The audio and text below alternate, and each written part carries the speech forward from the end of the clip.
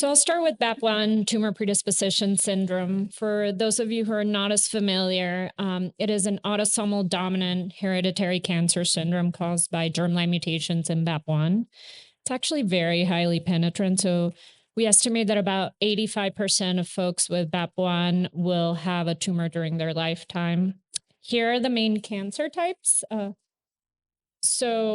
Probably the most common is melanoma, both cutaneous but also uveal melanoma. Folks can get mesothelioma, both pleural and peritoneal. And then for our purposes, they get kidney cancer. Historically, we've thought it's clear cell kidney cancer, but I'll show you a little bit of data challenging that.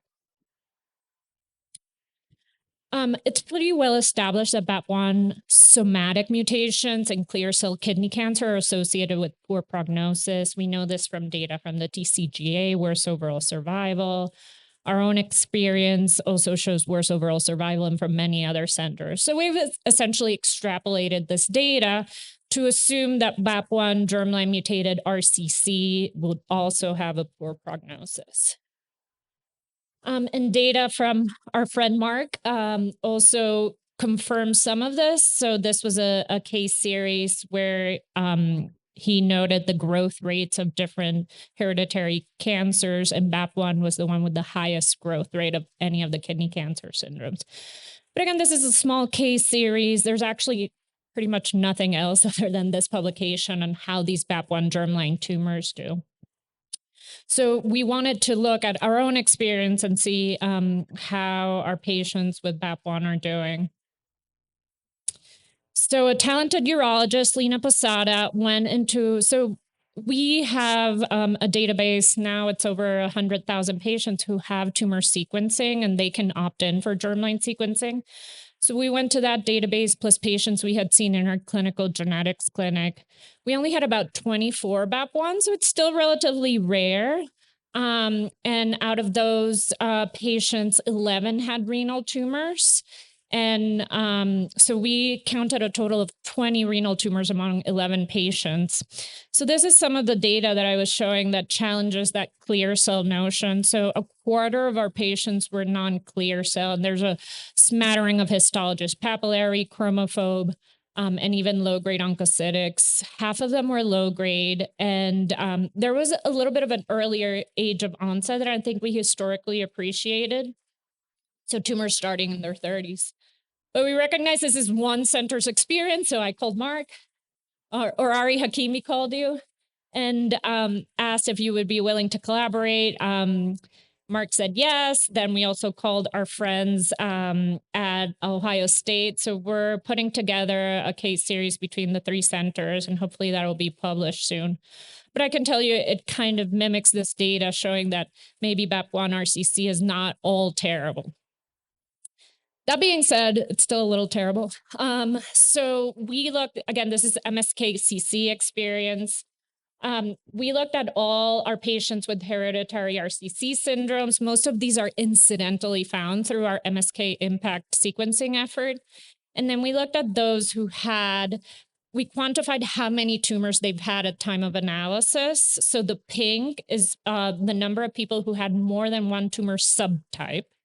The blue is just one tumor. And BAP1, actually more folks had more than one cancer during their lifetime. And I'll show you with this case, which, so this is a woman who is BAP1 positive. Her father was first found to be BAP1 positive after multiple RCCs.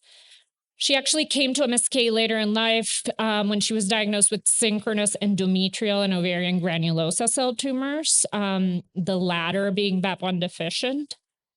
Then kind of on workup for that was found to have a second renal mass that was resected. It was actually a low-grade oncocytic, no VHL mutation, no 3P loss, but a second somatic BAP1. Then on screening for RCC, we found a pleural effusion. She had that tapped. It was mesothelioma. They actually can do quite well. So actually BAP1 is a good prognostic factor in mesothelioma. So staging of her mesothelioma, she was found to have metastatic granulosa cell tumor, and that's actually the tumor she's being treated for now. But this highlights that, you need lifelong surveillance. They can get multiple tumors. We do have guidelines for BAP1 and NCCN. We recommend imaging every 2 years. MRI is preferred for lack of radiation. But this is, as Eric and I well know, this is not based on too much data. So it's really expert opinion, and we extrapolate from the VHL experience. So more data is always welcome. A couple of words on Birt-Hogg-Dubé. Much less penetrant for cancer, probably very underappreciated because most patients do completely fine. They get pneumothorax, they get these facial fibrofolliculomas, which can be very subtle, and then all sorts of kidney cancer. So we've seen everything: clear cell, papillary, unclassified. If you ever question whether your patient has Birt-Hogg-Dubé, pull up their chest CT. Almost all of them, especially adults, have these cysts. You can pick them up. So this is our MSK experience with Birt-Hogg-Dubé. Again, actually 100% of these were incidentally found. Nobody knew they had Birt-Hogg-Dubé before we gave them the test results through MSK Impact. We picked up 4 kidney tumors. We had a total of 19 patients. This is among 32,000, actually. Interestingly, we picked up 4 colon cancers. So there's some controversy in the field whether colon cancer is related. There's an increased risk with Birt-Hogg-Dubé. I personally think the evidence points that there is. I can tell you the colon cancers have loss of heterozygosity in the folliculin gene, supporting tumorigenesis. They have no other germline mutations. But just so you're aware, again, comparing all the genes, these are the percent of patients who met clinical criteria for their syndrome. So just a little over 20% of patients with Birt-Hogg-Dubé met the criteria for their syndrome. So there has to be a high level of suspicion. I think more universal genetic testing in patients with cancer is coming or is here.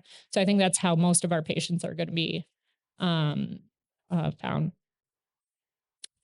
And in summary, I think for BAP1, patients need lifelong surveillance. RCC doesn't universally need to be bad, or I think we don't have enough data to say most of these should be resected. But if there's many other cancers going on, probably there's a role for surveillance.